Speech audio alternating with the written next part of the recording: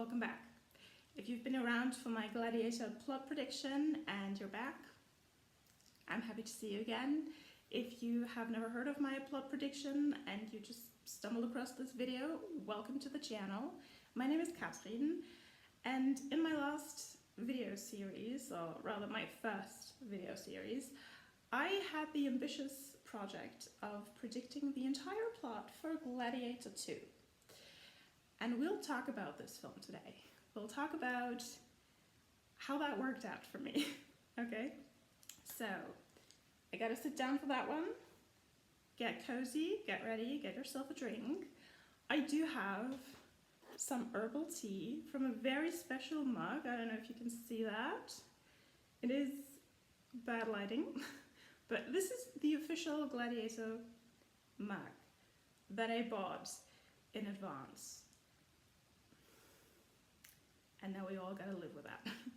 Okay, so I gotta sit down for that one. It's going to take a while, so get ready. First of all, let's not play around the elephant in the room. I have seen this film on opening weekend twice, and I gotta say, it was epic. It was epic, just like my plot prediction. An epic failure.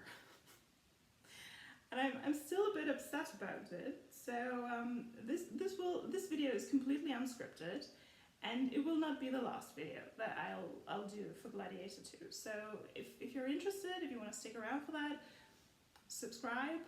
I don't know how long this next video will take me to make, because this is an effort. But there will be more, I promise. Okay, so what day is it today?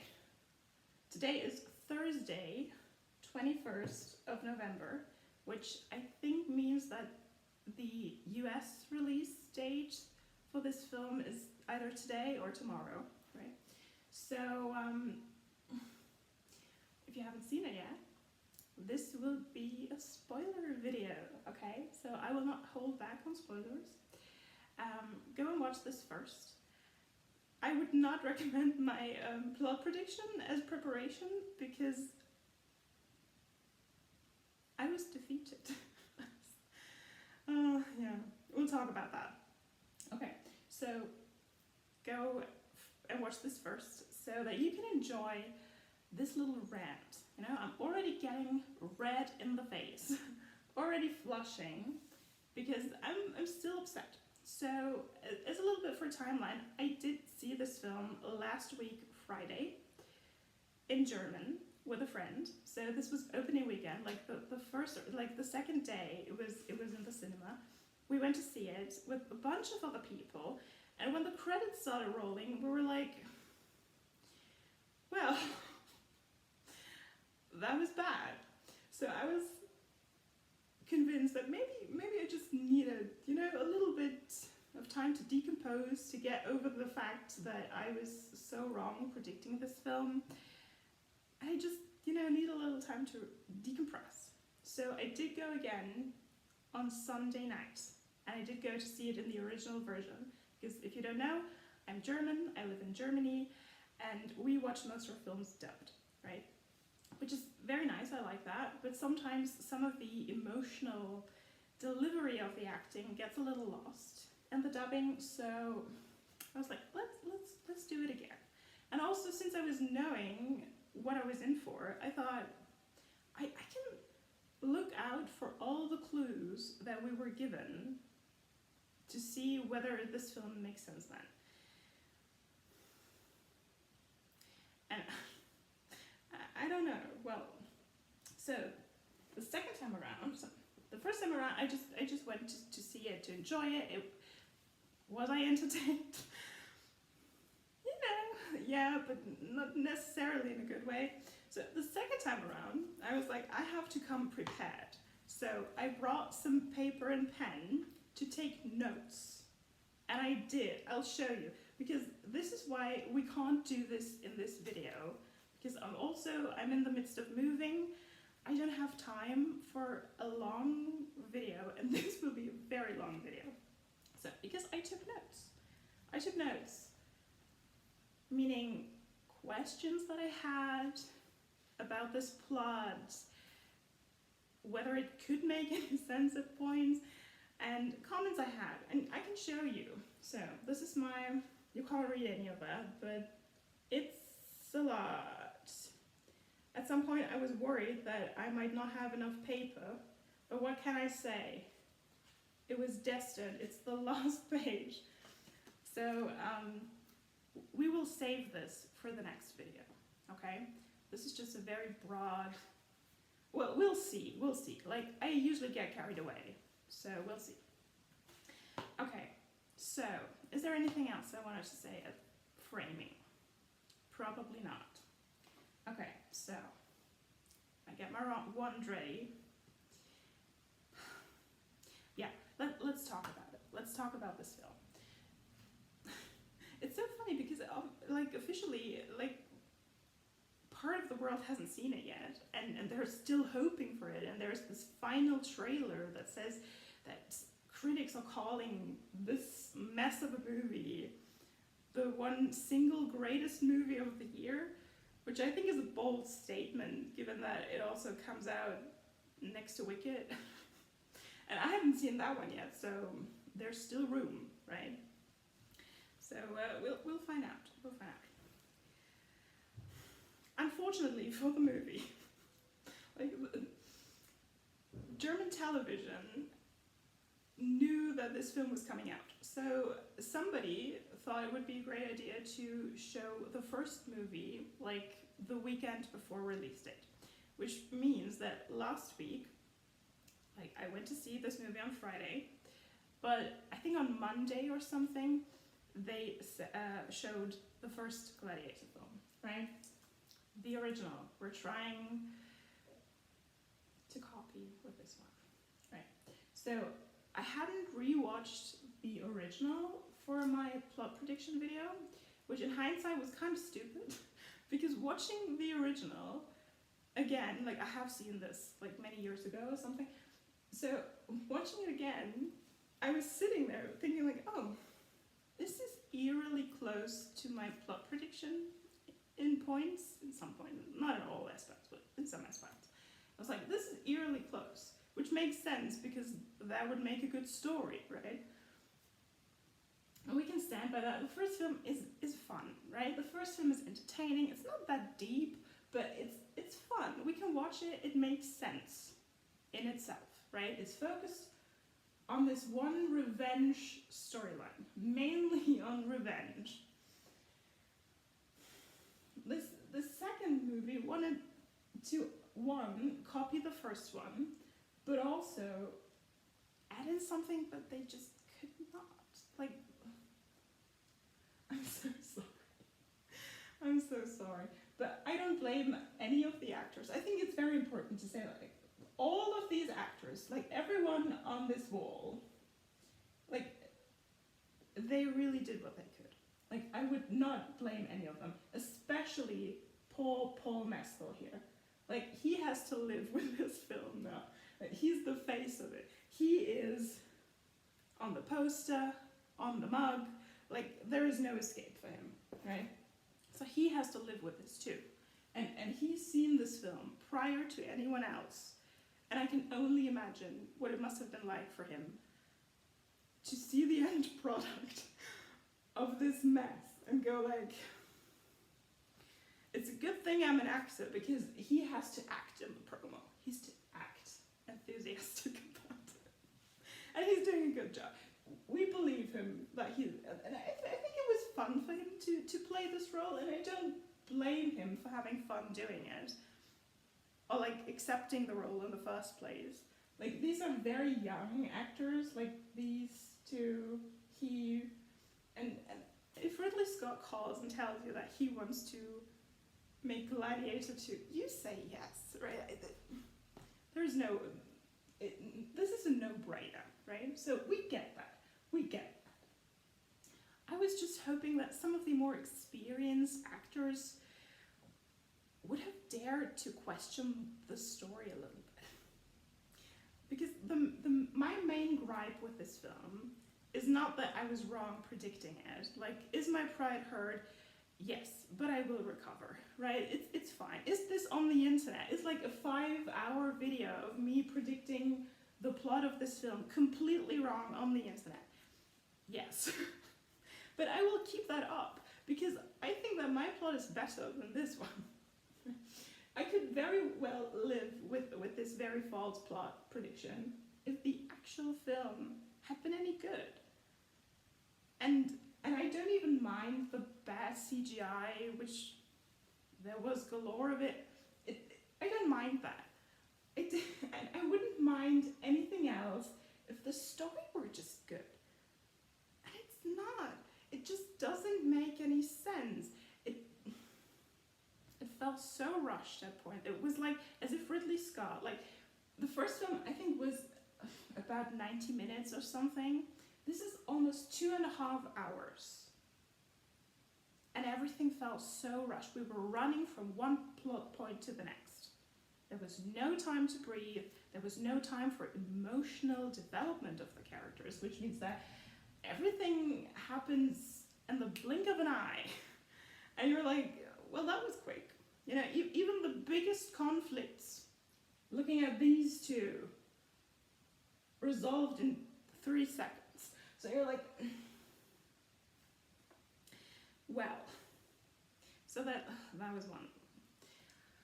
Like this video is a rant and it's a mess, just like this movie. So this is on brand, it's fine. Look, we will start with some of my questions because I want to show you that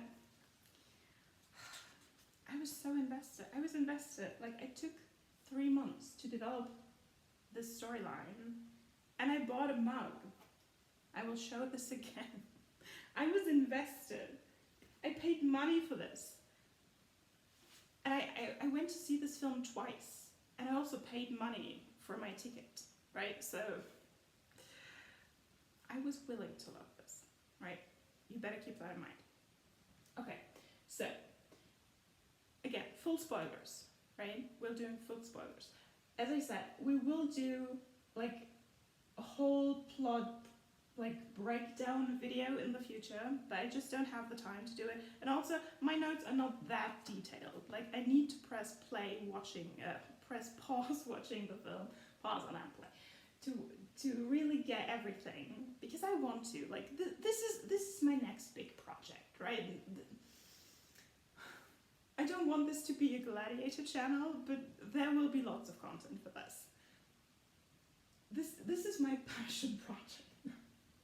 I wish that my focus in academia was a bit more on film, so that I could use this for my dissertation, but it's not. So, well, I guess that's on me. That point, quick reminder, I'm not a historian. I can't go into details about historical accuracies, even though I know that, you know, there's history and then there's Ridley's story, right? And this is very much Ridley's story. And I don't understand, like, if you don't want to stick to history in the first place, just make it a fantasy. Like, it's not that difficult. Like, Ridley Scott is the man who brought us Blade Runner, which isn't fantasy. But he knows that reality can be a little bit suspended, but not in historical pictures. Ugh. His next project, by the way, will be a biopic. And I sincerely hope for everyone involved that they're already dead, right? So. Okay, so I also have another bone to pick. I think we have to get that out first, right? Because I'm so upset, and I don't know if we can keep that up once I'm in my notes. Okay, so my plot prediction summary. Again, I'm not a historian, but I have a degree in literature. So I was just telling you a story that I thought would make sense, that gave everyone involved more or less a good backstory and motive, which is the groundwork for character, right? So that we can work with that, right? And then I thought, we'll just look at some historical events. I did listen to podcasts, I read some of the Wikipedia entries of these people, for example, just to see, what are the points, the plot points we have to hit. And then we can do that. And I just wish the writers of the story had done that too, because it feels like they haven't done any research, which of course they have, but didn't get that far. So, my major gripe, not grind. Again, English is not my native language, so if I just use words that don't make sense, I'm sorry. So, I based my plot prediction on the trailer, some of the historical podcasts, articles, whatever I could find, and the Vanity Fair first look article, right? I also took the pictures from this article. Like, as you can see, I did study this. I did put effort into this. And now I just closed the page which I wanted to cite. Because some of my plot prediction went so off guard because there is false information in here. And I get that maybe this film was heavily edited in the end, which I'm pretty sure it was because it feels that way. And some characters, like whole characters, were just edited out. Even though I don't know if that would make it any better, right? Okay, so you might be wondering if, I don't know if you can read the names on the wall. Well, just quick reminder, we have these honorary mentions from the first film, right? Commodus and Maximus. Commodus doesn't really come up in the sequel, but Maximus, like this whole sequel is built on an idea of Maximus. Like he's put on a pedestal. And it's like this film is built on sand a little bit, right? Which is funny because it's a sand and sandals film, but interesting choice. So we'll come back to Maximus. Then we have Lucilla, we have whom I called Marcus Acacius because this is what this article said, is even I highlighted it, right? Leading the charge, like the conquering charge, is Pedro Pascal's Marcus Acacius. You know what? When I watched this film in German, I was like, maybe this is just a translation thing, because they changed his name. But then I went to see it in English, and they did this in the English version too. And I'm like, why do you promote this film saying that this man's name is Marcus, when in the end, in the final film, his name is Justus, which is an interesting choice. Like, in my plot prediction video, I went into the names, because names carry meaning, right? Especially in fiction. Like, if you want to know something about a character, who they are, what their purpose of a story is, look up the names, right? That's always a safe bet. Marcus, right, as in Marcus Aurelius, which is why they ended up changing it. I'm pretty sure they were like, we can't have two Marcuses in one film, that's too confusing. So apparently they just figured that out like 3 weeks before release or something. Because when was this article published? It was published, is that here? Does it say that? July 1st, 2024. Right, so not 3 weeks, maybe, right? So had like 3 months to do this. 3.5. So, as I said in my prediction, Marcus is a name that comes from the Roman god Mars, who is the god of war, right? So Marcus, very popular name for a soldier. Very fitting, it's fine. Justus, on the other hand,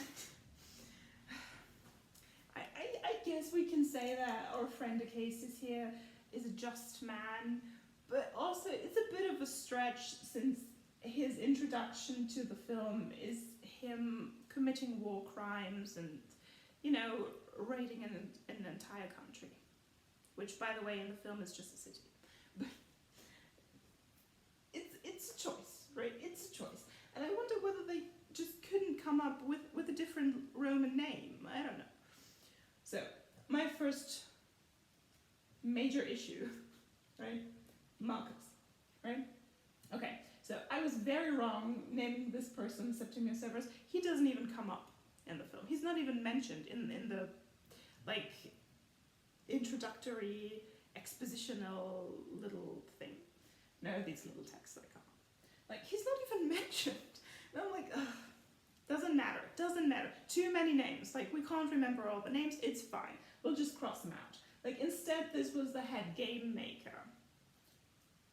I will correct that for the next video. I promise. Then we have Geta, Caracalla, Macrinus, whom I always pronounced Macrinus because this is how we would say that in German, right? Our gladiator trainer, who actually has a name. His name is Vigo, which I did look up, and it was like, if it's a more like northern inspired name, this means warrior, right? Fighter. If it's more Latin, it just means settlement or something. Also interesting choice. I'm sure they went for the warrior one, okay? So the white friend actually had a name, Ravi, which I did not look up. I will do this for the next one, I promise. Ravi will not be forgotten because he's essential for this story. Ravi, okay? We didn't have this character as a friend. Like, Lucius doesn't make any friends except for Ravi, which is so disappointing. So I have to cross this out. The wife did get a name, which I love. Her name is Arishad, which means woman of God. Very nice. And you know who else is on this wall who doesn't show up in the film? Junior. Watching this film, I was like, where is the child? There was no child. Again, maybe they were edited out. But in that case, I wonder why. Why? Right? I did say in my prediction that I don't think this is actually Junior, but this is a flashback to Lucius when he was younger, which is true. Right? So I did call that. That was on my bingo card. I'm proud of that. You know, I have to take every point that I can get. Okay. But there was no child. Let me read you from the official First Look Vanity Fair article. As Gladiator II begins, Masculus Lucius, his name in the film, by the way, is not Lucius in the beginning because he has to keep that a secret, right? Makes sense. So they gave him a name, Hanno. And it took me a while to figure out what that means, but I did find it. It's a name that originated in Carthage, which you might remember from Roman legends, you know, the legendary Queen Dido, Aeneas, you know, Carthage. But you know what? Carthage is not part of Numidia. So I wonder why, but doesn't matter. We'll give them that. It's fine, because Hanno is like the navigator, like someone who traveled a lot, right? So there was a person called Hanno who traveled a lot, and that makes sense, right? For our not so red-haired Paul Mescal, right? AKA Lucius. It's fine. We'll get it. Like, I can't get over the red hair thing though.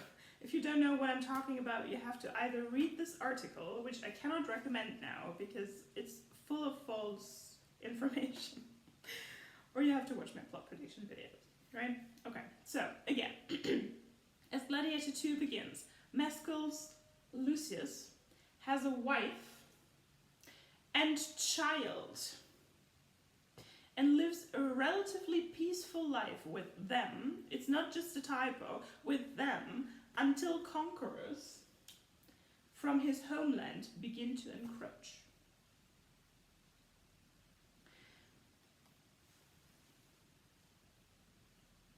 Where is the child? I don't get it. And I know this sounds like like a little thing. It's like, yeah, so there is no child whatsoever. But they were important for my plot prediction. And they made sense, by the way. Okay, so let's move on to my notes. I can already see this is a very long video in the making, so we can't do all of them.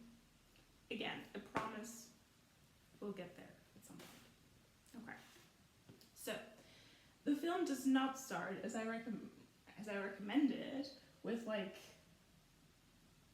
telling us or showing us. That is the issue with this film. Like, not showing us what Rome has been up to since Maximus, Commodus, and all the others have died in the first film, right? No. We are given like 4 sentences, being like, 16 years after the death of Marcus Aurelius. By the way, all of this set is like 20 years set after the first film, so even that wasn't correct. But again, we can give them the 4 years. It's fine. We can do that. It's fine. So 16 years later, these twin brothers are emperors. Okay, we got that. We got that. And now Rome is a place of corruption and greed, which we got earlier too. It's fine. Like, this is just exposition to remind us of what we're in for. Which is funny because this film relies heavily on everyone either having seen the first film or being able to connect the dots on their own. It feels so fragmented. This film is like, you know how Star Wars or Marvel movies nowadays get shot like in fragments and actors are not given the whole scripts because everyone is so scared that they would leak the plot and people would be spoiled. That's a topic for a completely different video, but it's like nobody knows what they're actually doing when they're on set. I think that was just the same here. Like, nobody was given the full picture, so nobody knew what they were actually doing. And it shows. It shows. Like, I get that you don't want to spoil your major plot, but let's be honest, like, none of these major motion pictures epics, like, none of these reinvent the wheel in terms of plot, right? So it's, what are they trying to keep secret? Because this film very much goes in the Star Wars like manner that they were like, you know what would be amazing for Gladiator II? The equivalent of building another Death Star. Because this is exactly what's happening. I'm getting ahead of myself again. You see, I'm emotional about this film. I'm so emotional, which just doesn't make any sense. But you know, it. Okay, so we start this film in Numidia, which is titled The Last Free City in Africa Nova.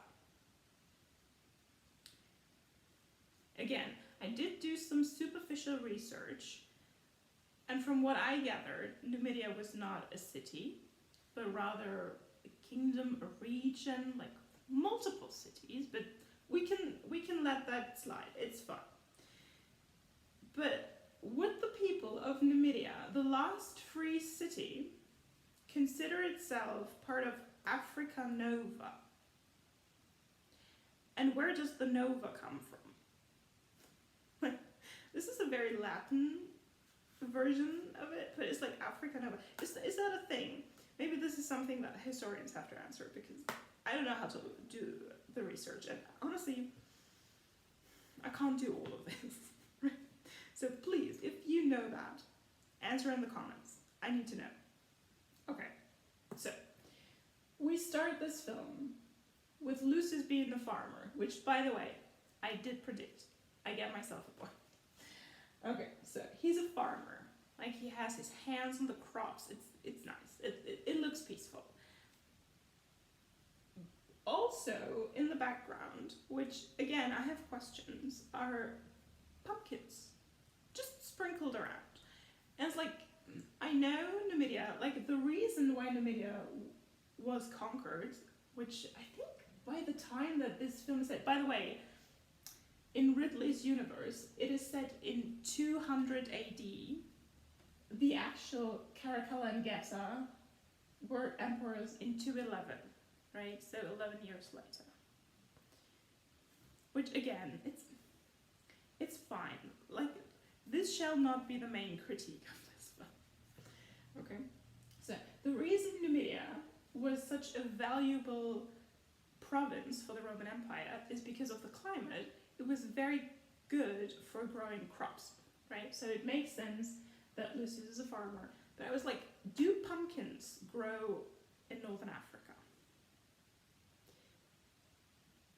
Because from what I know, they naturally grow in the Americas, which at this time did exist, but people didn't know. But you know what? I think what these pumpkins are for, because today, Thursday the 21st, as I'm filming this, is Thanksgiving.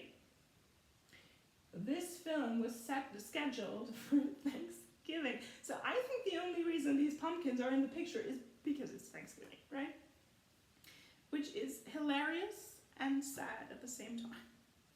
Okay, so we see Lucius and his wife. They're having a lovely little moment. It's, it's fine. It's fine. And then the Roman fleet arrives. And my friend, whom I went to see the first version, like went to see it with the first time, like, she was like, the waves were animated weirdly. I thought, honestly, I don't care. I don't care. Like, it's fine. I don't care. So, the fleet arrives to conquer Numidia, the last free city in Africa Nova. It's like, okay, cool. Not so cool for them. Like, immediately everybody knows the drill. Immediately everybody knows this is the Romans and they are here to conquer. Immediately. So we can conclude that maybe there was some conflicts earlier. So Lucius and his wife get ready for battle. That was like lovely. I loved it. So they help each other getting in their armor. That was a lovely moment, and it shows us that these two are very much equals. We like that. Okay, cool. Then, like, I have to skip over things, right? We will do this in detail in the next video, but I'm skipping over things, right? What I mean by this movie felt badly edited, or like as if important moments were edited out, which made this film feel kind of weird, is that there is a scene when Lucius is on the wall, right? Everyone's getting ready for battle, and he's chewing on something. And I'm pretty sure that there was a little sequence earlier where either his wife or his edited out child just came up to him and gave him some piece of bread, right? There's a lot of bread nibbling in this film, right? Which is funny because bread and games, right? Okay, so I'm pretty sure that he was chewing on bread. But since we don't see any of that, it just looks as if Paul Mescal had forgotten to take out his chewing gum before the take. And it was like, yeah, but we'll give him the benefit of the doubt. I'm sure he was eating bread. Why? Because Marcus, whose name is not Marcus, is also chewing on bread to get ready for battle. You know, get the carbs in it, it's good. You know, they need the energy, right? Okay. Then there's some battle, there's fighting. Obviously, Arishat is killed, which is dramatic. She falls off the wall, so does Lucius, and they land in the water.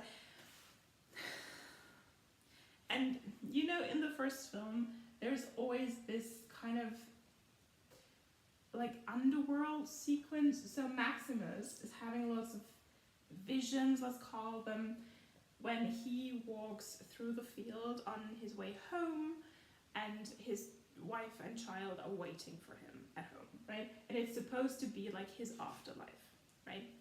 And that works in the context as well, because like the field reminds us of, you know, the equivalent of Elysian Fields, so it's like paradise, you know, and it's home, so it's fine.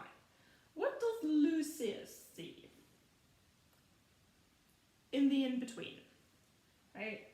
He's at a river, and he watches his wife from Numidia, and I'm pretty sure this is something that historians have to tell me, like, what about religion in Numidia? Would the Numidian wife be taken over into the afterlife by Charon? I don't know. So she gets on the boat with Charon, and he gets her over the river, right? Into the underworld.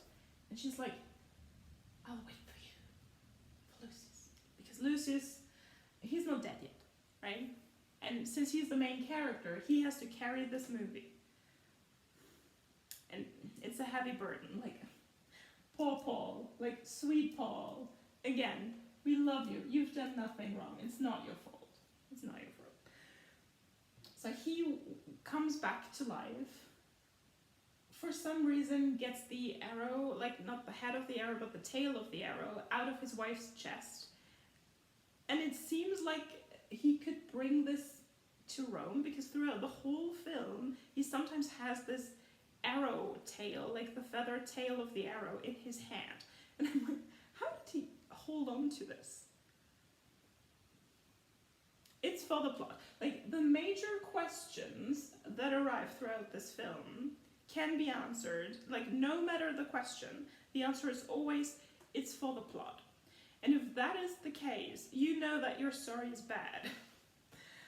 So, he gets this arrow, you know, and then he's imprisoned, you know, he's branded. It's not a nice scene, but he doesn't wince. You know, people putting hot iron on his skin, he's like, okay, right? There was something about the flashback scene. We'll get there. Right? Like, there is a flashback scene. I'm not quite sure at what point there is, because in the beginning I was like, I'm not taking notes on everything, and towards the end I was like, you know what, screw it, I'm gonna take notes on everything. So, especially the beginning, we have to do this in the next video, right? So, in the flashback scene, little Lucius remembers that the Roman soldiers coming to his hometown, like, again, this is also just for us, so that we are reminded who he is, because people call him Hanno. Like, people don't call him Lucius, right? People call him Hanno because they don't know who he is. But we as the audience have to know, right? So there's this flashback scene to little Lucius where he's watching children play football. And as a German, like, I have no interest in football, but as a German, I'm like, is there football already? It's fine. I'm pretty sure, like, kids knew how to kick a ball in antiquity. Like, it's fine. We can do that. So, Lucius running away because Roman soldiers are on the horizon. And my question is, like, again, we know that the Roman Empire is after him. But as far as he's concerned, he knows that his mother is still in Rome, and she promised him to get him back home when it's safe. So how does little Lucius know that these soldiers on the horizon are not sent by his mom to get him back? He's got the side eye. I don't know. He's got the third eye. He knows. So he's running away into the desert. And he survives. Good for him. Okay. It's fine. So, Lucius is on the ship with the other enslaved people. They're traveling to Rome. Meanwhile, Marcus, whose name is not Marcus, like, to me, I will never get over that. So, like, in new promo material, I haven't watched much promo material yet because I wanted to get my impression out first, right? So it's all on my list. I will watch that for the next videos to just spice it up a little bit about what these actors actually think of their film, right? So from what I have seen, the little clips that I have allowed myself to watch, Pedro Pascal now refers to his character as only Acacius. He doesn't use the first name. And I wonder if that's edited out also, or if they just told him that Marcus is off. I don't know. So Marcus, whose name isn't Marcus, watches a lot of people wailing, crying, like the people of Numidia, right? There's lots of corpses, like there's a mass grave that they are just setting on fire to get rid of the corpses. And you can tell he's tired, right? This is some acting, right? This is him acting. He's like, we are supposed to see his conflict here. And I get that, but I think everything that this film tries to get across, like the brutality and cruelty of the Roman Empire, which is personified in Acacius' character in this film, like in the beginning at least, it's just so superficial. Like, they're doing the bare minimum. Obviously, there are lots of dead people being burned here. There are lots of people crying. We get that. This is not nice. This isn't good. But also, can we just develop that a little further? You know, can we see like some Roman soldiers? I'm not asking for sexual assault on the screen, but it's like, what did the Romans do with the people who survived? Right? Like old people who were no use anymore, killed. Like men who could fight, either sent to arenas to die spectacularly or killed on the spot because dangerous, right? Women raped, children abducted. Like, yeah, we don't see any of that, but it's fine. Like, Ridley Scott just wants us to spare us some trauma. It's fine, right? So everyone's on the ship. Also, again, like, he's on that ship with all the other enslaved people, and he's with the chieftain of his town who has a broken arm, and he's like, yeah, wherever we're going, I'm not going to make it. I will die there. I was like, yeah, that seems like his future, and we're sad about this, but he seems perfectly fine with it. And also Lucius is not upset about it. Like, instead, the chieftain's like, I'm sorry about your wife. And Lucius is like, that would be a moment for him to be like, I will have my vengeance. Something, you know, give us something. No. I'm sure they just edited out. I'm sure Paul Mescal did what he could do. Like, again, not blaming him. Okay, so then we arrive in Rome, and Acacius here walks like up to the royal palace, which is like across the Colosseum, and I think that works out. It's fine. So lots of people cheering, applauding. They love their general Acacius. He is a very beloved man, which is interesting as well, because we know that the people hate the emperors. Like, we don't see any of that, but we're told that they hate these emperors. Like, again, this is the major issue of this film. Like, rule number 1 in storytelling is show, don't tell. This film, I mean, it's a film, right? This is the medium. Like, basically, you should think that it's built into the medium, that it's mostly shown what's important, not told. But then, no. There's just a bunch of expositional dialogue all the time that tells us the people hate these emperors. For what reason? We don't know. Is there like a tax they have to pay?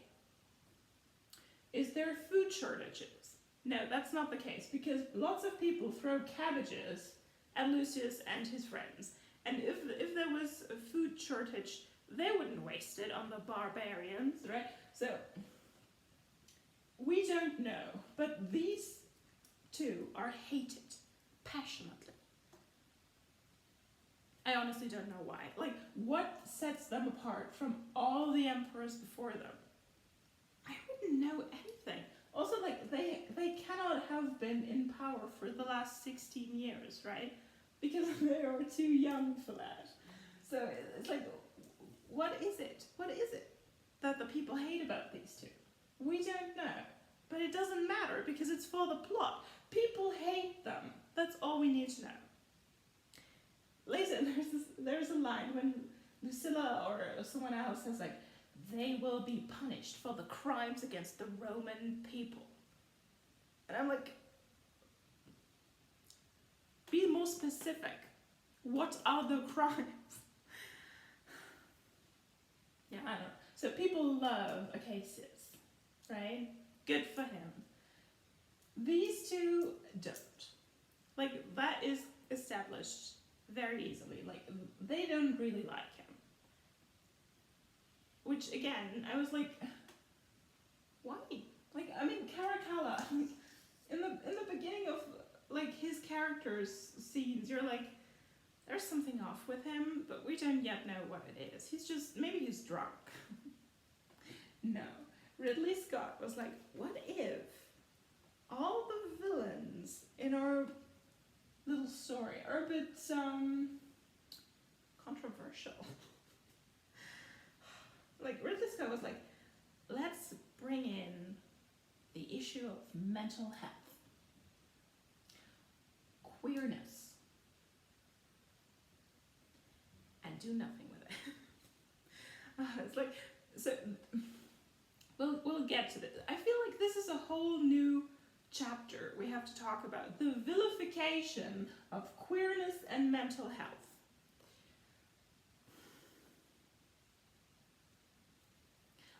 You would think that in the year 2024, Ridley Scott, who's been around in the filmmaking industry for decades, would have picked up on recent discussions about mental health issues, gender, like anything. But he's like,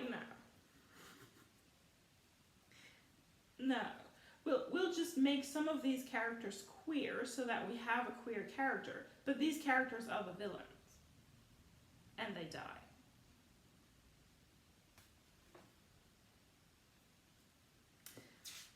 Same goes for the women, by the way. So you're like, I haven't watched this video yet, but there is a video that is titled, Paul Mescal says Gladiator II is for the girls and gays as well as for the bros. And I wonder, did he forget that all the female characters, spoiler alert, all the female characters in this film, as well as all the established queer characters in this film, end up dead? Did he forget about that? I don't know. Like, there's a lot of issue, like a lot of discussion going on, because Denzel Washington shared that he kissed a guy in this film and it was edited out. And Ridley Scott apparently just said that he forgot why he edited that out. And I'm like, Ridley Scott's forgetfulness spreading over. Just like the disease that is Rome, right? You have, yeah. I feel we're getting nowhere, like, yeah. So, anyway, so, he's back in Rome, right? And then we learn that he wants to spend time with his wife. We learn that his wife is Lucilla. We didn't know that from promo. They didn't change that. That's a good thing, right? So their relationship looks very genuine. At first I was like, is it just trauma bonding or is it true love? It's love. Like, their affection is genuine. We like that. We like that. They are supportive of each other.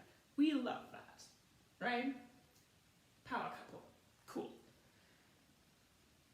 But they're not the smartest people in the room. Which, again, because then we learn that Lucilla here has lots of secret passageways in her house. Very convenient. Very convenient. So one of these secret passageways leads to an assembly room where she has lots of senators meet, right? And it's like 7 senators or something. Looks like a lot of people, but it's a very small room. So looks like a lot of people, and she shares that with them that she wants to overthrow these 2 emperors. And I'm like, what took her 16 years to do this? We don't know, but it's for the plot. It's for the plot. So she's like, we want to overthrow the senators. How do we do that? With Marcus, whose name isn't Marcus's army. Because his loyal troops, they're loyal to only him. That is important because they love him, just like the people, right? So they are ready to go, but only in 10 days. My question is, where are they? That it takes them 10 days to get from Ostia, which is the harbor of Rome, into Rome. And why are they not in Rome yet? Like, I get that soldiers weren't allowed in Rome, but I don't know if it takes 10 days to get them there. But you know what takes 10 days? The games that these 2 are setting up to celebrate their favorite general, even though he doesn't want that, because, you know, that's not his style. He's like, killing people overseas, fine. Killing people in the arena, yeah, that's a little hypocrite, but okay. Doesn't matter. It's for the plot, right? So 10 days from now, for the final day of the games, the army will march into Rome to overthrow these emperors. Which sounds like a stupid plan. Like, if they are already, like, if their attention is on the games, why wait for the last day?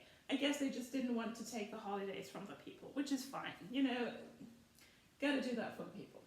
So Lucilla has these 5-7 senators, and I did look up, because I was like, is that enough for a conspiracy? So the Senate consisted of numbers between 300 and 500 people.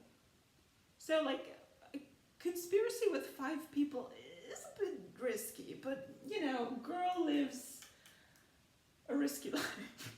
She's like, sure, let's do this. So they brought back, I didn't put him on the wall because I did read this in one of the promotional texts.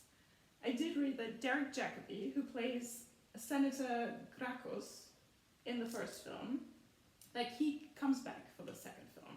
I didn't expect this because this man was already old in the first film. I was like, I hope he's retired. But no, he's still around. Like, good for him. He's still around, and he's also still a senator. And he's back for this film. So just imagine, like, he was somewhere here. Or maybe we'll put him here in the next video. I don't know. We'll see. We'll get a picture of him up. Yeah, I promise. We will add some pictures. My favorite picture will be Consul, first Consul Dondas, who will be added here. If you don't know who that is, he's the secret star of the show. So, they brought back Senator Gracchus for 2 lines. 3 scenes in this movie. And basically he has 2 lines. One is that, of course, he will support Lucilla in her conspiracy to overthrow the emperors, to reinstate the Senate. And you're like, why do you need Lucilla then? Like, she wouldn't be empress anyway, right? She's the daughter of Marcus Aurelius, but she's a woman. But you know, we need her because her husband has the army, right?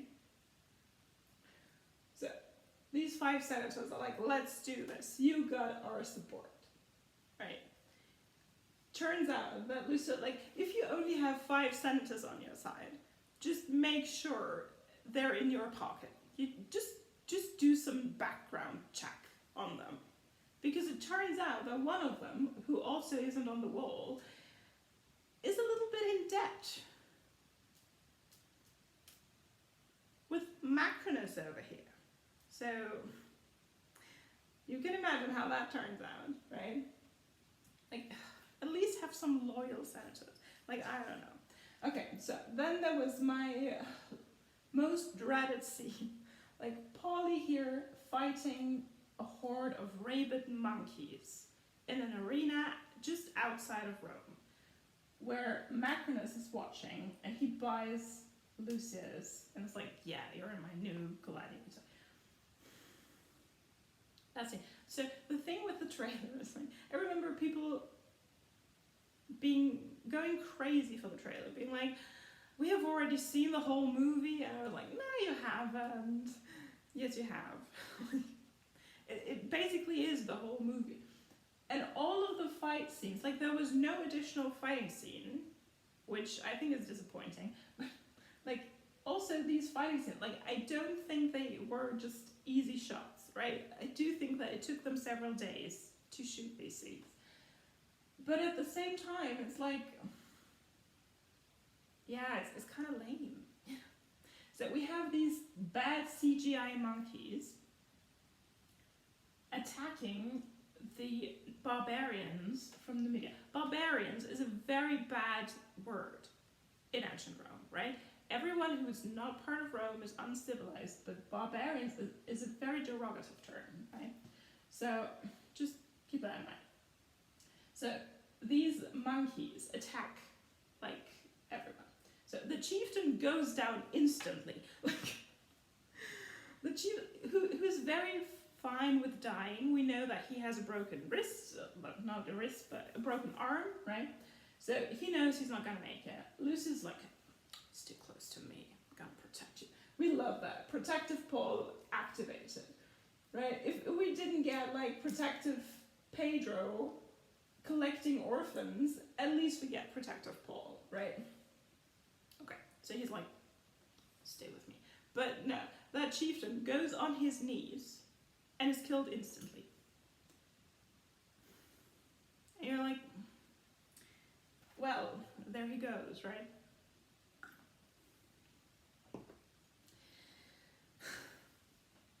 Then, like, in the trailer, I have seen that there was the scene where Lucius would shout at the monkey, and I was like, maybe that will look cool on the big screen, but no, it was just cringe. And you know what? He has a bloody mouth, and I thought maybe he was hit on the mouth before, so that, you know, his lip broke out, or something, right? No, he bit the monkey. And I'm like, biting a rabid monkey? That sounds like a bad idea.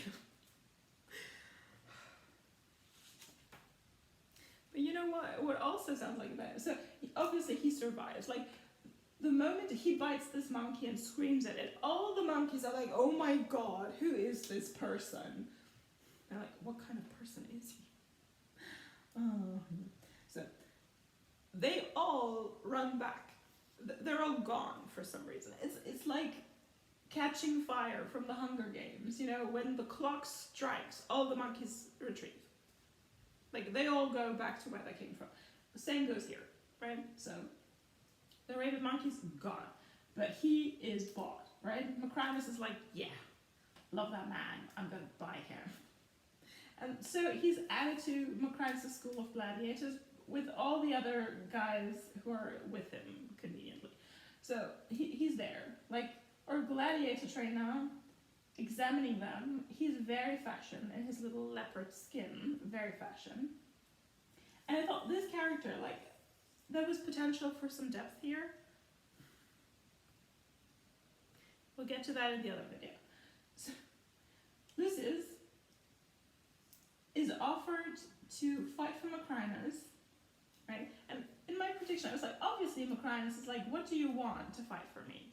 You know, something like that. But in my prediction, there was a little bit of reluctance on Lucius's side. He was a little bit more like, not gonna do anything for you. You know, you can kiss my ass. In the film, he's like, sure, let's do this. Why? For the plot. So he sits down with all the other gladiators, and I think that's hilarious, because they start making fun of him by making monkey noises. They all sit there at lunch break and go like, whoo, whoo, whoo. And if I were to sit next to a man who has just bitten a rabid monkey, I'm not sure if I would bully him. Like, who says that I'm not next?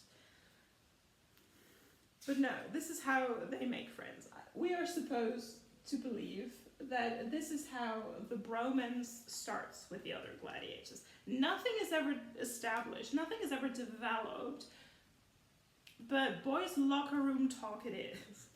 Making fun of each other, talking about how much they smell, how bad they smell. This is how they make friends, right? It's nice, you know? Lucius, by the way, still has a ring that he wears, like his wife's ring. I did predict that, by the way. He still wears his wife's ring. And I'm like, a real slave. I'm not sure if he would have been allowed to keep his valuable properties. I'm pretty sure he would have been stripped of them immediately. But no, he still has them. As well as the arrow tail that we haven't seen at all in the previous scenes, but that comes back later. So he still has that. I don't know where he hid that, and I don't want to know. So he is in for a good time with Macrinus. Like, he has to perform for the emperors. We'll do that in the detailed one. Because also the stylization of these Star Wars. Like, if you have seen Leia and Jabba the Hutt, you can picture Geta and his little lover and Caracalla as well. So let's say that this is a lovely nod to Star Wars. And also a reminder that they did in fact build another Death Star. So then, like, obviously Lucius is tested, he's, you know, trialed and tested. None of the other gladiators ever get to fight. We only ever see him, which of course he's the main character, but we have 2.5 hours. Like, can we not just see some of the others too? Like, didn't they also train? But Ridley Scott was like, focuses on his muscles. My friend said she was so, like, taken out of the story by the bad script that she couldn't even appreciate the muscles. And you know what? Like, Paul Mescal, like, really rocking those shorts. Like, we have to give him that. Rocking those shorts. And they are very short. Very short. Yeah. Much to think about. So, these two, unreasonably quick, form an alliance. Yeah, that doesn't really work with his defiant character that we are supposed to believe that he is. He's like resenting everything Rome, but then he's like, sure, I'm gonna fight for you, gonna earn that money. Okay. What we also know is, like, Lucilla here, who's starting her conspiracy, has some servant who likes to eavesdrop. So she, whenever she has to talk to Acacius in secret, she sends her away. But still, they stay in the garden, which I'm pretty sure they just do because they didn't have another set for her house, right? Everything in her house takes place in the garden. And I'm like, Lucilla, if you're planning a conspiracy with only 5 senators that you have not background checked, don't talk to your also conspiracy involved husband in the garden where everyone can hear you. Because, you know, that servant will come in later. This film is such a mess. So is this video. So is this video. Again, I'm probably getting the chronology wrong because I didn't write down everything, which we will do for the next videos. But okay. So then we learn a little bit more about Macronus, right? He comes to a party. He's invited to a party.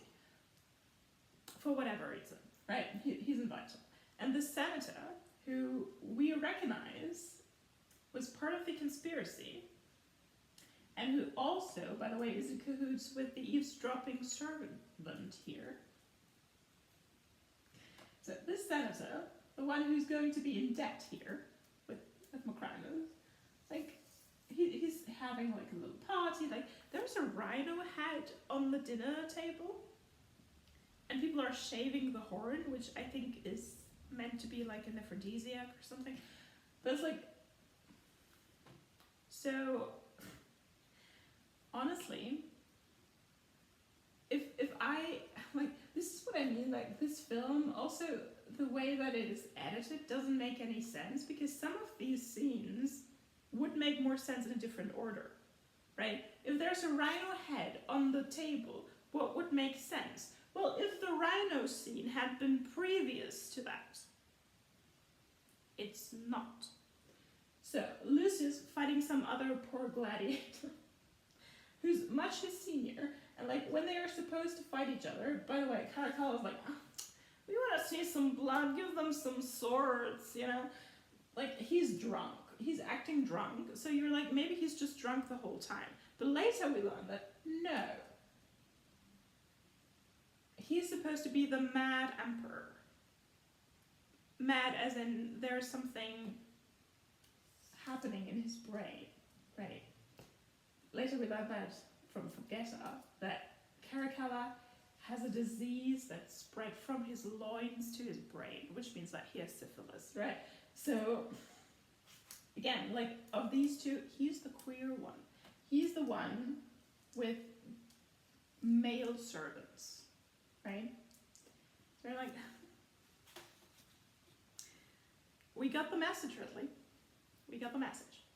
So, he's like, oh, we want them to fight with weapons. So, Lucius goes to this other gladiator. It's like, brother, let's not just kill each other for their entertainment. And then the gladiator like has clearly given up, or it's just for the plot, because he goes to fight Lucius like in an instant. And Lucius is very quick to fight back. There's a lot of rolling around, lots of plates get broken, and then he kills this man, right? So you're like, okay. Like my plot prediction, I don't want to go like, I was so superior. No, but in my plot prediction, the rhino scene was first, and then Lucius was brought in before the emperors to fight this other guy, and that would make so much more sense. But then comes one of my favorite scenes, because Lucius, who clearly spoke to the other gladiator like 5 minutes before, like he clearly just doesn't know how to speak anymore. Because when Geta goes to him and goes like, what's your name, gladiator? He doesn't respond. And Macrinus, whom they call Macrinus in the film, Macrinus goes like, he doesn't speak the language. But didn't he just talk to the gladiator like 5 minutes earlier? How come he lost his language skills? Yeah. But then he shows us that he does have language skills because he recites some poetry. And what does he recite? A passage from the Aeneid. If you don't know that, as I said in the beginning, Aeneas is a very legendary character in the founding myth of Rome, right? So he was one of the people who escaped from Troy, then fled, came over Carthage to Latium, where he in the end like got married, settled down, and like down his line were Romulus and Remus, right? So Aeneas, founding father, one of the founding fathers of Rome, right? So Lucius recites from the Aeneid, and he recites like one of the passages about the underworld that starts with easy is the descent. this would be the title of this video, by the way. So, easy is the descent into hell, but it's harder to get back up, right? So that's the message. Getter over here, irritated. He doesn't get the reference. He's like, what's this weird guy talking about? Macrinus loves to step in. He's like, he's reciting Virgil. Also, it's very much of a diss in the direction of Getter, which he doesn't get, so points on him, right? Good for him. Getter also understands that he doesn't get the joke because he's not happy, right? He isn't, right? But this is a very important scene because later, when Getter recites this piece of poetry again, which this is how you know that this film was always planned this way, because he recites this after the rhino fight, right? And Lucilla is like, oh, that rings a bell. I know that quote. And she later finds this in Lucius's bedroom. And like, this film had a budget of $210 million, according to Wikipedia. $210 million. And they couldn't find or hire anyone to translate this passage into Latin. Instead, they inscribed this passage in English on the wall.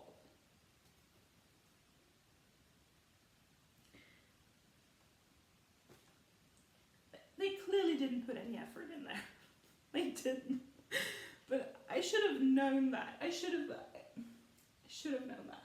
Like, also, the cheapest part of such a film is the script. They could have rewritten that, you know? It doesn't matter. They needed to get this film ready for Thanksgiving. They already had the pumpkins purchased, so they had to do it. Okay, so where was I? Alright, so Lucius having a little bath, Macrinus peeking up on him in the bath, which I think is a bit inappropriate, but Lucius doesn't mind. He's like, sure, let's do this. And then, let's quote some other Roman philosophers, poets, right? Then we get, like, Denzel Washington, again, like, he's doing some serious acting here. Because I cannot imagine what went through his head when he has a little conversation with Lucius about slavery, you know? And I mean, it's a choice, Ridley Scott. It is a choice to have Denzel Washington recite to Lucius, like, claim that... Let me see whether I have written down the actual quote. A slave does not dream of freedom, but of a slave of his own. And I'm like, it's a choice. It's a choice, Ridley. And like, I mean, Denzel Washington was clearly like, if that old white man wants me to say that line, I'll do this. But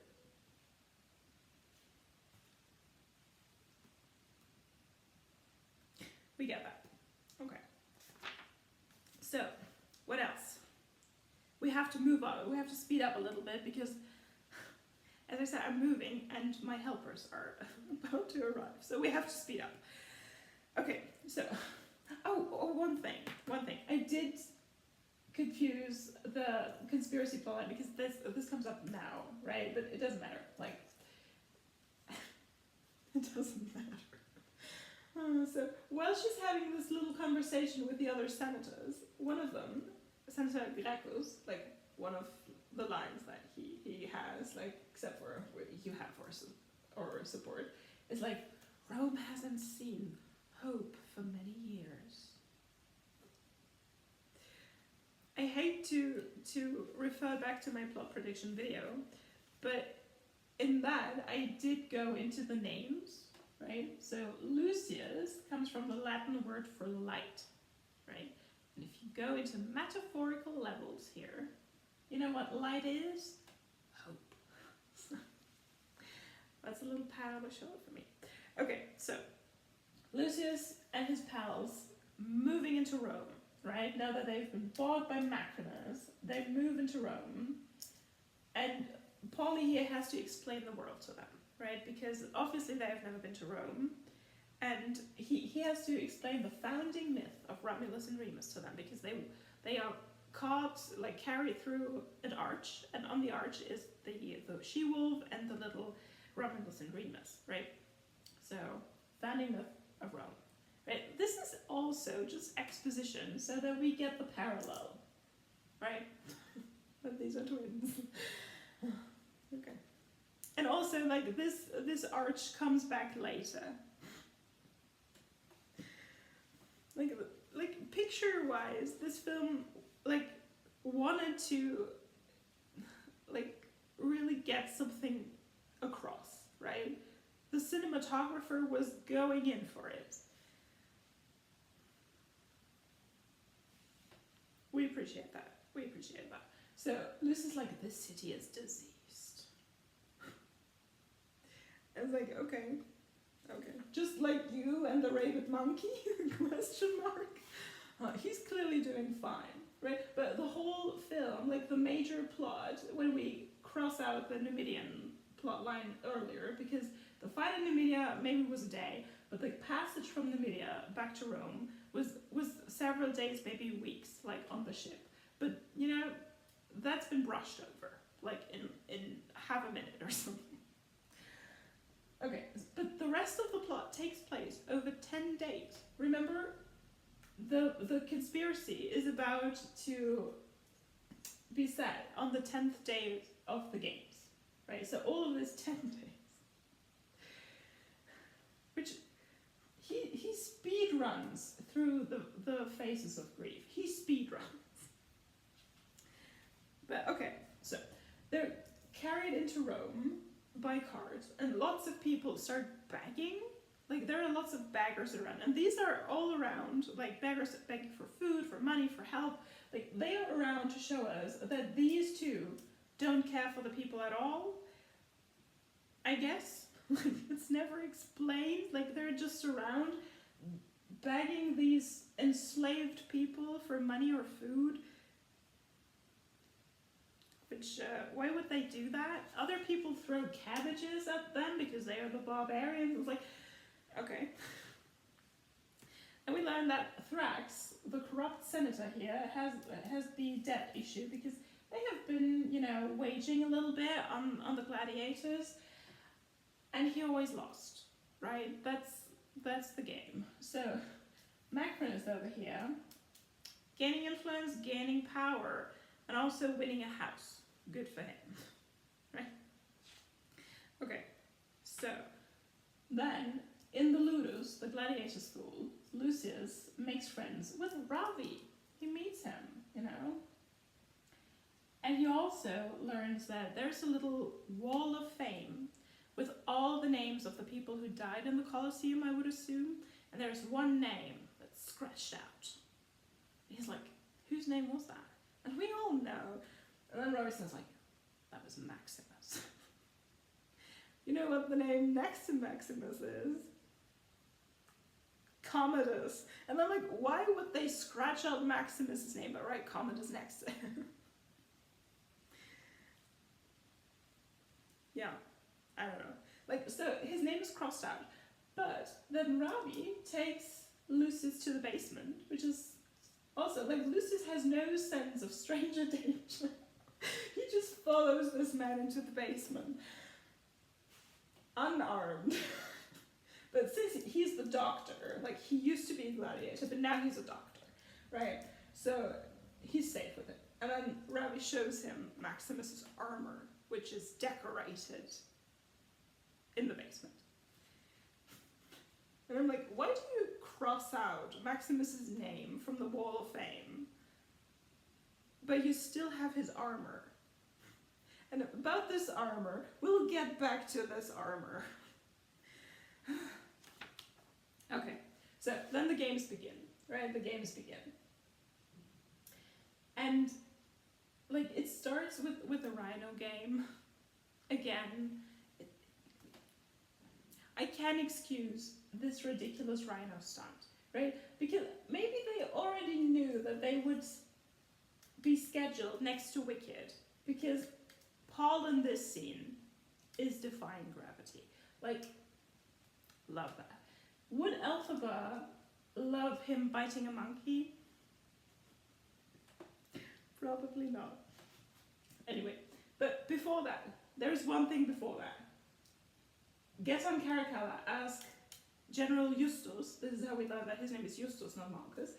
They asked Justus to give a speech.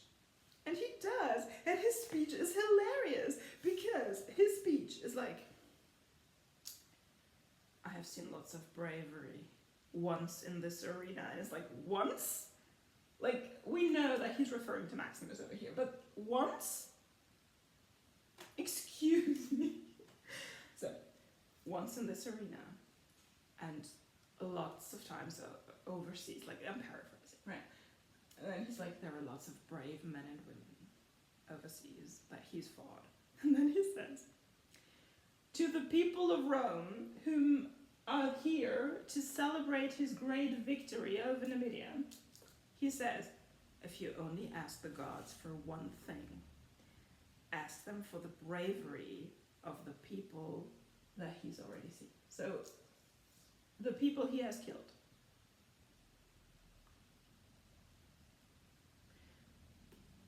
And then he's like, Rome needs it now, that bravery of the people he's just killed.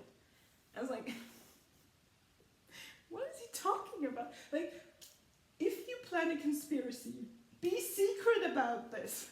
He's basically telling the whole arena that he's going to overthrow the emperors. And they should take an example of all the people that he's just murdered. Like, who wrote that? Who wrote that? So, we get the rhino scene. Like, Lucius is like, stay together, we've got to do this. Obviously, there's one idiot gladiator who's like, no, I can do this on my own. I can take down this rhino, and obviously he can't, right? So he's killed. He had it coming, like, he had it coming, right? So then we get the cool dust trick. And this scene, like, again, there's a reason this is on the poster. On the mug, I don't know, you can't see that, but this is basically this particular scene, right? There's a reason this scene is on everything. Because the sand gesture is how Lucilla is like, wait a minute, I've seen that before.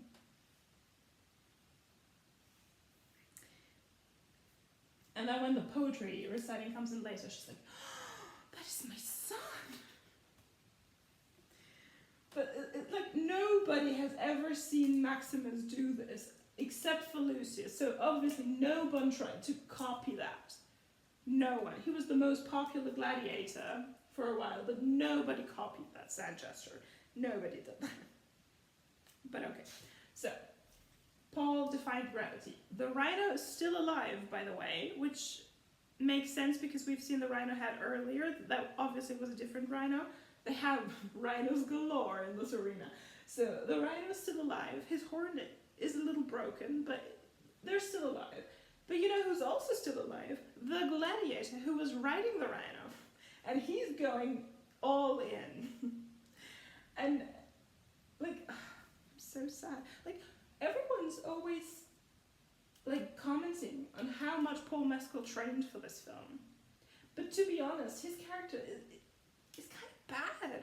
Like, does he kill this other older gladiator while everyone was having a feast? Yes. But this gladiator on the rhino is about to kill him, right? So he's defeated. He has no weapon. He's on the sand, and Geta is like, Lucilla, shall we go mercy or death? All the people shouting mercy, right? Lucilla's like, mercy, mercy, because obviously she's just seen him do the hand gesture here with the sand, so she's like, gotta find that out. She's like, mercy. Macranus over here is like, there's something fishy. Like, what is going on with her? Like, she's like, Lucilla, be a little subtle. Like, how did she survive 16 years under the tyranny of these two and everyone before them? How did she do that? We don't know. Because subtle she's not. And then, Everyone's like, okay, so we go for mercy. The gladiator is like, okay, not killing Lucius. But Lucius is like, I don't want your mercy. I would rather die. And then he just kills the other guy. And it's like, why didn't you do this in the first place? The answer is for the plot, so that Lucilla could have a little tell that Macrinus picks up that she knows something about him. Yeah. So the people love Hanno, right? He doesn't get a cool gladiator name, by the way. He's either the barbarian, the poet, or just Hanno, which is basically the traveler, so yeah, rest in peace, Repo. Okay. So we get that. Then we have to speed a little bit through the plot. Again, Lucilla finds Lucius's scribblings. It's like, I think he's my son. We get a little flashback scene. And then we have some more bonding time between Lucius and Robbie. Like, Robbie's character is just here to teach Lucius some lessons. Like, he has no other reason for his existence. Yeah. It's fun, right? It's fun. So, oh yeah, one thing I love, I have to look this up once this film is available for streaming, because I didn't write down the whole context, but there is a moment when Macrinus, who was the one who got the reference to Virgil and the Aeneid, there's a moment where Macrinus here compares Lucius, who, by the way, in the first film, when he was just a little boy, he compared Maximus to Hector. Hector was one of the heroes of Troy. And you know who killed Hector? Achilles. And you know what? Or who Lucius is compared to by Macrinus? Achilles. It's like, as if the writers could only think of two ancient heroes. So he's Achilles. By the way, also a not canonically but headcanon queer character for most people. And you know what? Achilles killed Hector. And Achilles, again, like, he's quoting the Aeneid, like the Roman founding myth.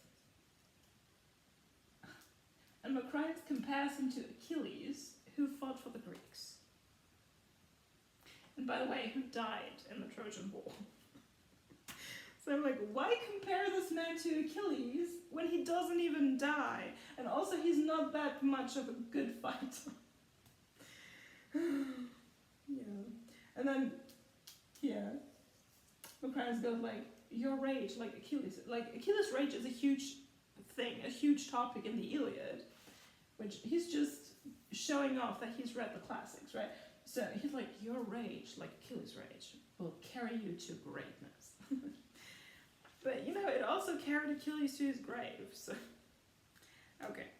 Then Lucilla invites Macrinus to her house for a little garden party. Again, they're in the garden.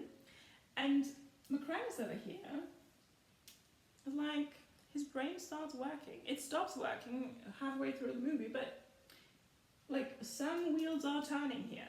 Because he's, like, talking to a friend who is very drunk in that scene. And I'm pretty sure that scene is cut short. So this is the guy that Denzel Washington kissed, right? Because that makes sense for the plot. Right, so he's talking to his little friend. They're having a little glass of wine. And he's like, Lucilla had a son, hadn't she? And then this friend is like, yeah, you know, and rumor has it he was Commodus' son. Because in the first film, there was this weird incest plot line between these two. But then his friend was like, yeah, but, like, she was actually married to a guy called Lucius Verus, right? So, little name dropping here. But, you know, he's gone. He's gone. And he's like, if he's dead, there should be remains. And I'm like, what do you want to do, Macrinus? Do you want to search the empire for human remains? Anyway, so he's like doing a little math. He's like, how old would this boy be now? You know, he was about 12 when he vanished, and that was 16 years ago. So let's do the math here. And they don't do the math in the film. We have to do that for them. Because in the next scene, Lucilla's using her secret passageways to get to the Colosseum to meet up with Senator Gracchus for whatever reason. Like, what is he doing in the Colosseum in the first place? But Senator Gracchus, who's not on the wall, he gets her into Lucius's cell, where these two have a little reunion, and it doesn't go well. And then Lucilla thinks it's a good idea to share the secret that Lucius' actual father was Maximus. And everyone in that cinema went like, read the room, Lucilla. You just see your child again, whom you haven't seen in 16 years. Right? Lucius like, I don't know who that boy you sent away is, but he's dead. No, my name is Hanno. And then she goes like, do you have a family? He's like, yes, I have a wife. Her name's Adisha. And she's like, oh, Adisha, that's a beautiful name. And then he goes like, yes, and she was murdered by your husband. And you know what she replies? It was like, oh, Lucilla. Like, I get that. They haven't seen each other in years. I get that this is an awkward meeting, right? We get that. But she's like, Rome is drowning in its own blood. She was Numidian. But okay. So then she drops the bomb that Lucius is actually Maximus' son, which again, like, he's upset already. So maybe she was like, it can't get any worse, right? Let's share this. Let's share this. Bad idea. Again, like, read the room, Lucilla. So he's upset. Interestingly, next to Senator Gracchus, who got her into the cell, is also Ravi, who must have heard every word, but he acts like he didn't get it. Like, isn't he the one who showed Lucius the armor, but he cannot connect the dots? I don't know. Anyway. So, then she comes back home, and whom does she meet at home? Her husband, again, in the garden. Like, they're in the garden. And he probably getting ready for bed or something, I don't know. And she goes like, oh, I've seen my son. He's alive. And he instantly knows whom she's talking about. He instantly knows. She doesn't even go like, it's the gladiator from the arena. Like, no. So we have to conclude that they have talked about this before when we weren't around, so that he instantly knows what's up. And then she's like, you have to help him. Tomorrow is the third day of the games. Keeping the timing here. The third day of the games. And he's like, the third day of the games? Most fighters will not survive this third day of the game. And I'm like, these games are supposed to last for 10 days. If you kill most of your fighters on day 3, what are your plans for the rest of the week? But you know what? It doesn't matter.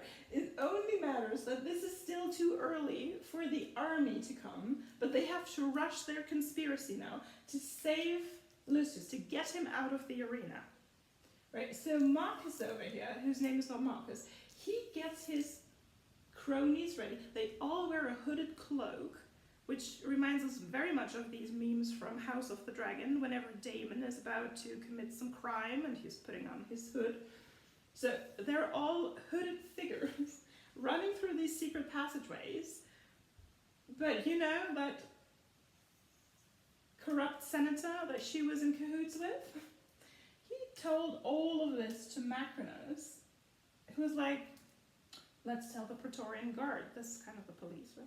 So the Praetorian Guard catches Marcus, whose name is not Marcus, and all his cronies. And for some reason, they shoot everyone but him. How did they know whom not to shoot? They were all wearing hoods. Doesn't matter, right? So Macrinus technically knows, like, he also knew whom they were supposed to rescue from the arena. Just this one guy, by the way. Just, okay. He's the main character, like main character syndrome personified, right? Okay, so, and then Marcus and Lucilla are presented to Geta and Caracalla, who are awakened because they're still in their pajamas. It's in the middle of the night. It's like, this conspiracy was discovered. And they're having a weird conversation that doesn't make any sense. But again, I feel like some things have been cut from their conversation. Because, like, at some point I wrote so much on my pages that I wrote over my own writing because I had to take these notes in the dark, right? So I'm not quite sure if I can get that. And I forgot the Battle of Salamis. I forgot that one. Yeah, I forgot that one. So my friend will be here any second, but we have to run. So there was this battle scene with the boats in between, which also doesn't make any sense because technically the third day was supposed to be the battle day, but in between her saying that tomorrow is the third day and then actually the battle day was another day of training. And there was another time for Lucius to have a little solo training, which is only to teach him a lesson that he technically doesn't need, and that is that he can't do this alone. He needs the other guys. You know, it's Ravi giving him this pearl of advice. Like he's so wise. Like, and I'm like, yeah, he knows that. He was the one telling people to stay together when they were fighting the rhino, right? He knows. But anyway, so he has to row on his own, which doesn't make any sense because in the end, he's not the one rowing the boat at all. Oh, yeah.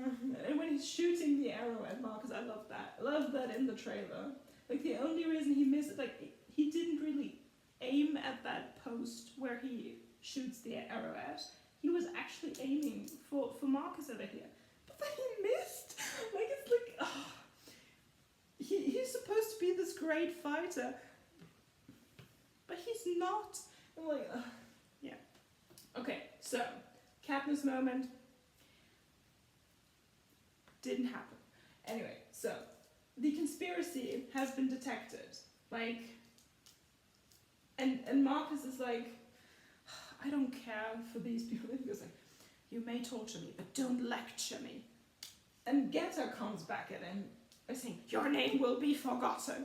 And it's like, that is an interesting comeback. This is why I feel like some part of the dialogue was scrapped. Like, where was the rest of it? I don't know. Anyway, so, by the way, one of the guys who arrests him is the actor who plays the Hound from Game of Thrones, which is good for him. He's wearing like a purple feather bush. Very cool. So, good for him. So, and then this is like the pages, like you can't read anything in my scribbling because I had so much to tell that I wrote on my own writing. Can't read that anymore. This is why I have to rewatch the movie a third time. Yeah, okay, so Marcus fighting his soldiers, then being thrust in the arena with Lucius over here. And this is where the main, like, problem, like the main conflict is resolved in like seconds because Marcus doesn't want to really fight. Lucius is clearly not superior, which is sad because I thought he was driven by rage. No, he's running up the stairs, he's determined, and I think that is the most impressive part of this film because I know that Paul Mescal smokes in real life, and him running up the stairs and then fighting Pedro Pascal, like, with that breath, wow. That is impressive. So, they're fighting. Yeah, Marcus is not really fighting. And then he goes like, he defeats. He kneels down, shows people that he's defeated. He's like, I'm giving up. And then he tells Lucius, not the Katniss moment that I envision being like, Remember who the real enemy is, Katniss. No, no, no. He goes like, I love your mother. Awkward silence. Lucilla. Yeah, Marcus, we got that. Like, your name is confusing, but hers is not. Like, we know who we were talking about. So does Lucius. And then he goes like, and I loved your father, Maximus. And Lucius is like, well, that makes up for it. I'm like, what? Like, this is, what day is it? Like day 4, day 5? We've lost track here. But let's say day 5 of the games. Let's say he's been on the ship and sold into slavery. Like, let's say this took place over a month. This man has murdered his wife. He swore revenge. Like, this is his mortal enemy. And it is resolved by him saying that, I love your mother. Like,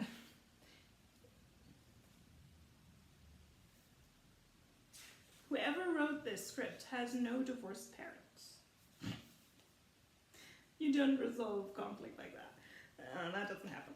Anyway, so he's like, okay, I'm not gonna kill him. But obviously Macron's like, he has to die, so people shoot Pedro, which is sad, and he dies. And then we learn that not just he kissed someone and it was scrapped from the movie, but also Paul Mescal thought it would be a great idea for his character to kiss his wife's murderer on the forehead.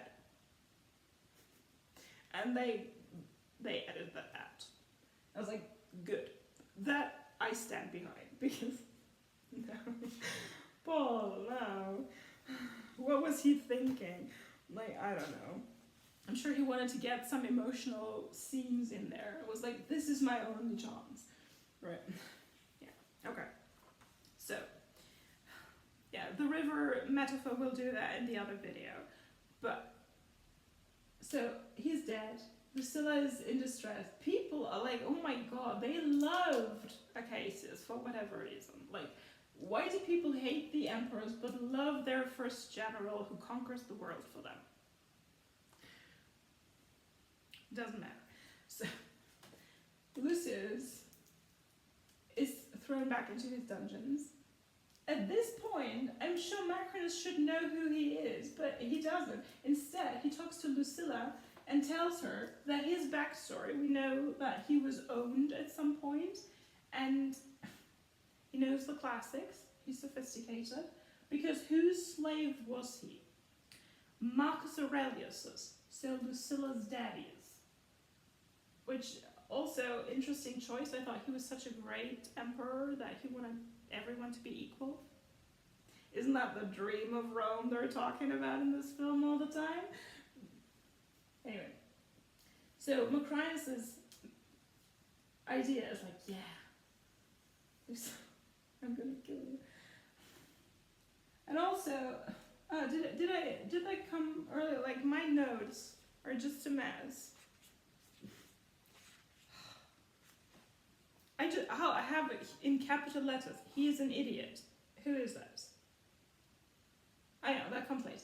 Okay, so Macrinus having a little moment with these emperors, like he knows that Lucilla is in the prison, right?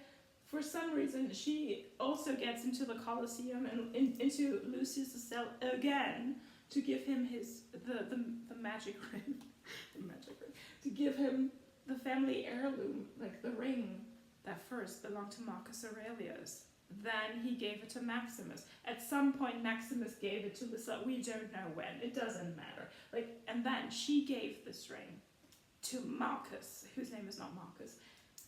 And then at some point, he gave it back to her. We don't know when that was. But you would think that he would have wanted to hold on to this token of love in his moment of death, but no, she still has it. And now she passes it to Lucius, who says, like, I'm gonna wear this ring next to my wife's wedding ring. If I were Arsha, I would hunt him down. I would haunt him from the afterlife. He's like, I'm so sorry for Acacius. I misjudged him.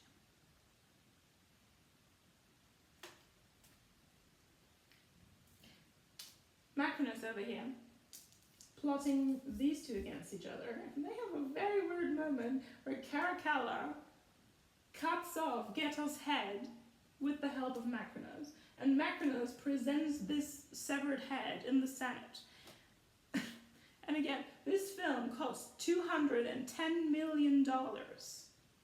But whoever stood model for this head, it was not Joseph Quinn. Like, the head he presents to the senators, anyone's but his. Like, and there's a close-up of this head, even. Yeah, we're not expecting anything now. At this point, we're like, yeah. So, Geto's dead. Caracalla names his first consul, who's not on the board, but who will get his picture. First consul, Dondos. You were like, who is that? A monkey. Paul Ridley. Ridley Scott and the monkeys. Okay. So, first consul, second consul. He's the one controlling everything now. His idea is that Lucilla has to be killed by the Praetorian Guard, and Lucius over here gets to protect her with a wooden sword, which is funny because a wooden sword is a symbol of freedom that a gladiator could gain over his career. But okay, so in this case, it's just to make fun of him, right? His freedom is death. Okay, so, and I'm like, Macrinus, don't you connect the dots that Lucius is the heir to the throne? He doesn't share that piece of information with anyone. And then when, like, Lucius gets into his daddy's armor, which we will talk about in the next video, so stay tuned for that. Because they modified it a little bit. So, Lucius, in daddy's armor, is supposed to protect Lucilla, but he got all the gladiators on his side for whatever reason. Now they're like, you are our hero. Do they know that he's Maximus's heir? I have to look that up in the next watch. It's like, is that even, like, how? Anyway, so he gets all the gladiators on his side, and they start attacking the Praetorian Guard. Also, he sent Ravi with his ring, that very important ring, to Marcus's army that, remember, was 10 days away. He sent him overnight, right? He rode very fast to get the army ready, and that army marches towards Rome in a day. And I'm like, why didn't they do this in the first place? And also, why did Marcus over here, whose name is not Marcus, why did he not send for his army when he was trying to get Pauly out of the Colosseum? For the plot, right? So, Ravi sent to the army, to retrieve the army. Lucius protecting Mom. Mom is then being shot. Shock. Macrinus shoots Lucilla. How does he shoot her? Right in the chest. Who died like this? The wife. It's like, okay. Whom does he not shoot? Lucius. And then, like, Macrinus, like if I were rooting for the villain, like, why are you shooting the mom who has no claim for the throne anyway because she's the woman? Why don't you shoot her son? Like, I don't understand. Instead, he kills Caracalla and then starts riding against the army with his own army because suddenly he has, like, 6,000 men stationed in Rome, and they can all meet at this arch with the wolf and Romulus and Remus on top of them. So it's like two armies marching against each other. The 5,000 men army of Marcus, who is now loyal to Lucius because nobody questions his legitimacy. Like, he's like, my name is Lucius Verus Aurelius. Nobody questions that. And it was like, he's a white dude with blue eyes. Obviously, he's the heir to the throne. Nobody questions that. It's like, it's because of the ring. It's because of the ring. Because he couldn't have taken this from the dead general that he just was supposed to kill. Like, yeah, anyway. So, these two armies, you think they would collide. They do not. Instead, we have a one-on-one between these two that ends in the river. Macrinus hacking into the water. But you know what? The little armor, Daddy's armor, protects Lucius. And Lucius grabs a rock and just smashes it over Macrinus' head. And then he kills him. Right.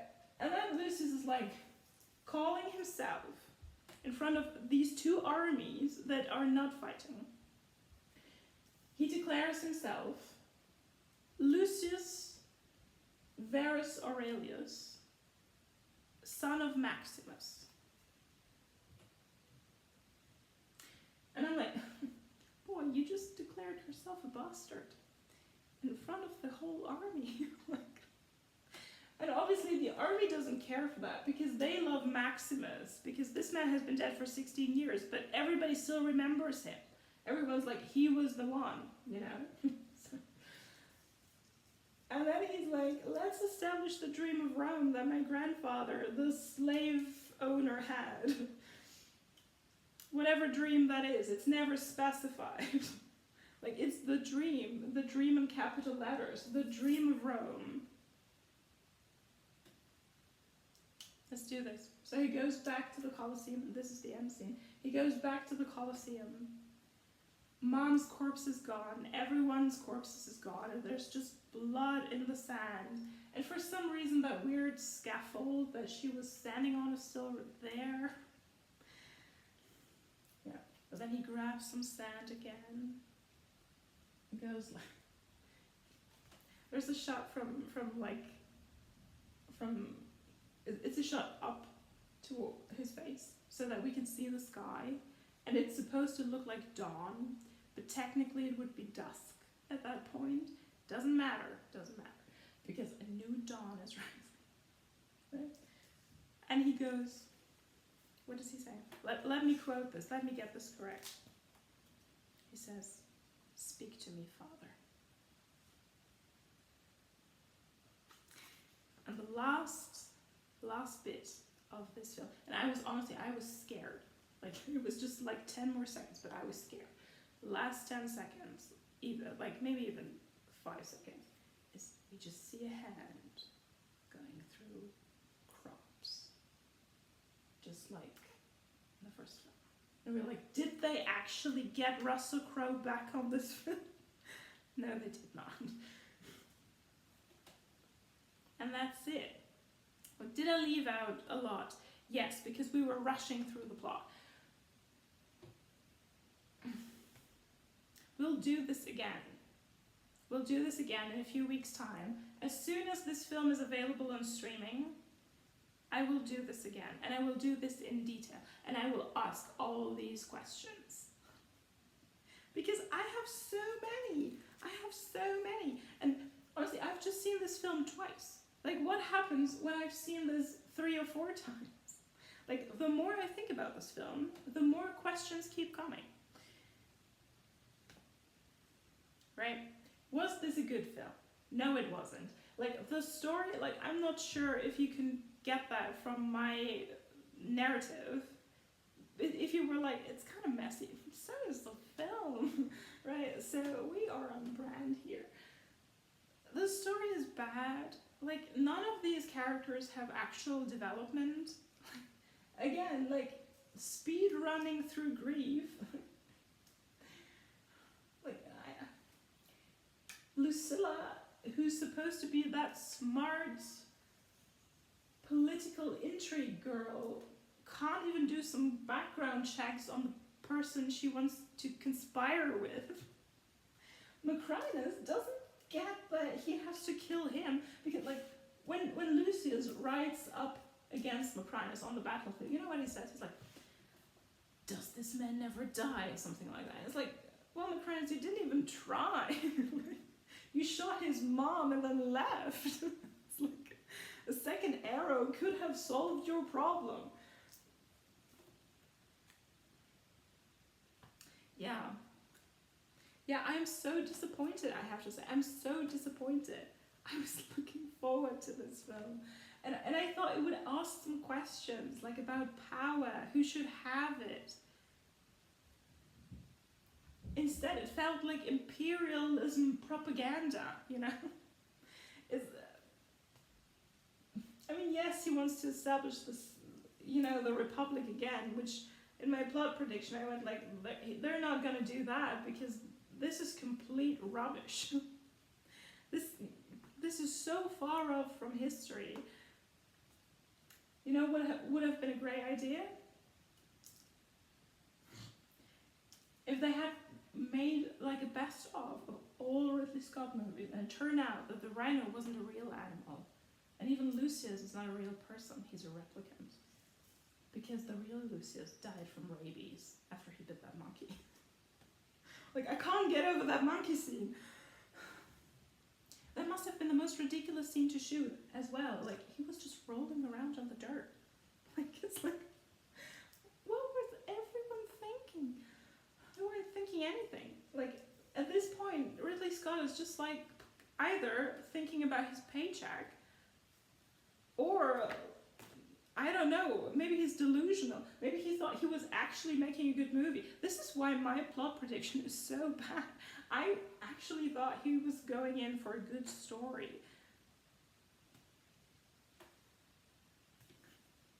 Like, also, these two brothers in the film, like, Geta trying to protect Caracalla, be like the older brother, loving his little weird mad brother, you know, with his syphilis brain. Like, these two couldn't stand each other. They tried to kill each other. They did, right? Why don't you use that? Like, if you pick from history, why do you change everything about it? Just dramatize it a little bit. Like, yeah. Yeah, so, I'm losing my voice, my tea is cold, but, you know, I should have drank this during during this video to calm me down. I don't know. I'm so upset, to be honest. This is why this will not be my last video on this. Like, we will do this.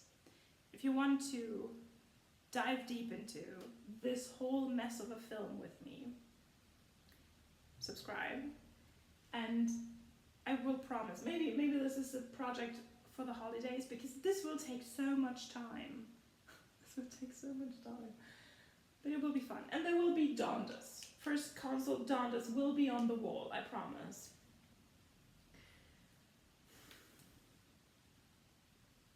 And, oh, what I learned is that there will be a director's cut. You know what would be wild? If in that director's cut, there would be a child. I can't get over that. I can't get over this. Why do you say that he lives in Namibia with his wife and child, and then you just cut the child? That would have given him a little bit drive, you know, if the child had been alive still, but no, because love is everything. Love is everything. Which is a nice message for a film, sure, but it's a bit weak here. Oh, yeah. I love this. I love your mother. So, yeah. Yeah. Yeah.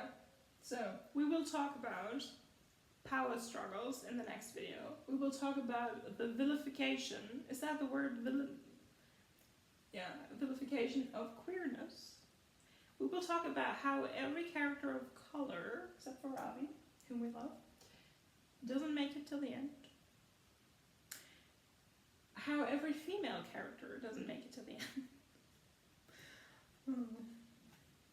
Like Paul Mescal saying, this is a film for the girls and gays as well as for the bros, and it's like, But again, like, I don't want to blame anything on him. Like, he has to live with this film. And I hope he was paid enough so that he can afford therapy. Right? Because as soon as this is out worldwide, I have seen on the official Instagram account some positive reviews. And one of them had the word Colosseum misspelled in it. And like, if you're so desperate for positive reviews that you put up reviews with misspelling, you're very desperate. Also, people saying that this is the greatest film of all time, or one of the greatest films of all time, because the original, can't forget about that, the original. So one of the greatest films of all time, compared to what? You know, like, am I entertained? Sure. You know, not in a good way, but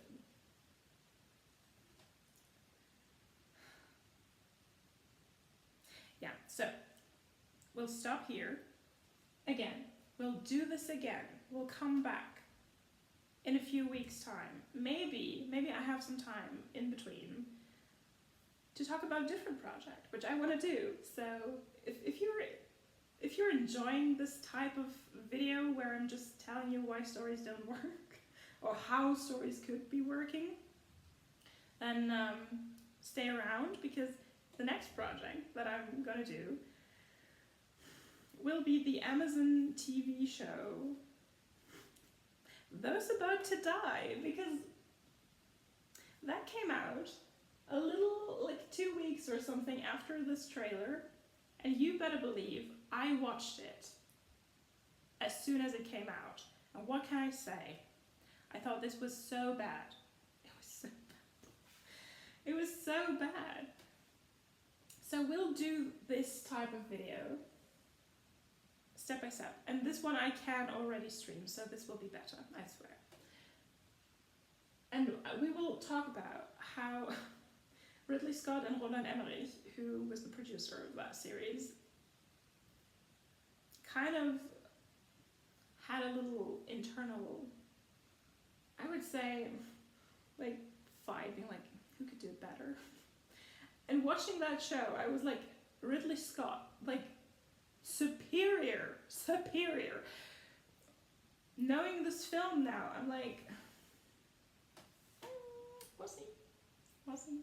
So if you have watched Those About to Die, stay tuned. If you haven't, I would advise you to do that, because it will be funnier if you actually know what I'm talking about. And yeah, so if you have already seen the film, leave your comments down below if you like that. And just, you know, I don't want to critique this film just, you know, just for the sake of being a hater, because I wanted to love this film. I spend money on this, right? I wanted to love this film. But talking about how bad it is very easy, because A, it's true, B, it's fun, right? And there's so many reasons for it to be, like, why it is so bad, okay? Cool. Again, all of my love for these actors, they did what they could. Like, no one is to blame. Also, costumes, beautiful. Denzel Washington, beautiful. Absolutely beautiful. Like, also, the gold tooth, he wore it with pride. I love that. Again, his severed head, it's not his fault. It's not his fault. Marcus, whose name isn't Marcus, I will not get over that. Yeah, and again, Paul Mescal in these shorts, like, it could have been a love story. Could have been, you know. Yeah, we will decompress a little bit, and when we come back to this in a few weeks, my mind will be a little more cleared up, and I'm looking forward to that. I hope you are too, and I will see you again in the next video. Bye bye.